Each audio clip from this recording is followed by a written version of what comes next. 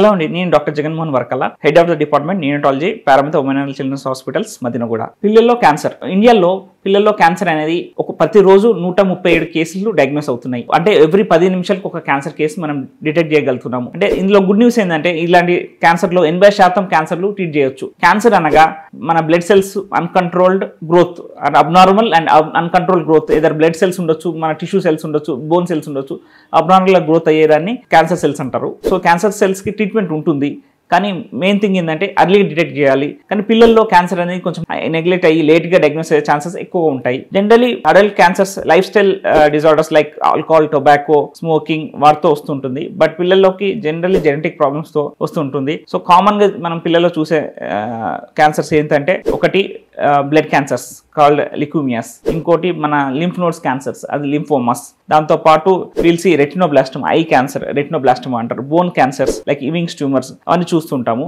These are the common cancers. So పిల్లల్లో cancer అర్లీగా detect చేస్తే పూర్తిగా నయం చేసే అవకాశాలు ఎక్కువగా ఉంటాయి. కామన్ గా పిల్లల్లో మనం చూసుకోవాల్సిన సిమ్టమ్స్, క్యాన్సర్ సిమ్టమ్స్ ఎలా ఉంటాయంటే ఊరికే ఫీవర్ రావడం, అన్నోన్ ఫీవర్, అంటే అన్ని టెస్ట్లు చేసినా అన్ని నెగిటివ్ వస్తున్నాయి, బట్ అబ్బాయికి ఫీవర్ వస్తుంది, లేదు ఏమి రీజన్ లేకుండా బరువు తగ్గిపోతున్నాడు. సో బాడీ పైన చిన్న చిన్న గాయాలు, బ్రూజెస్ కనిపిస్తున్నాయి. దాంతో పాటు ఎక్కడన్నా స్వెల్లింగ్, అన్కంట్రోల్ స్వెల్లింగ్ వస్తుంది, అంటే ఏదైనా వాపు లాంటిది పెరుగుతూ ఉంది.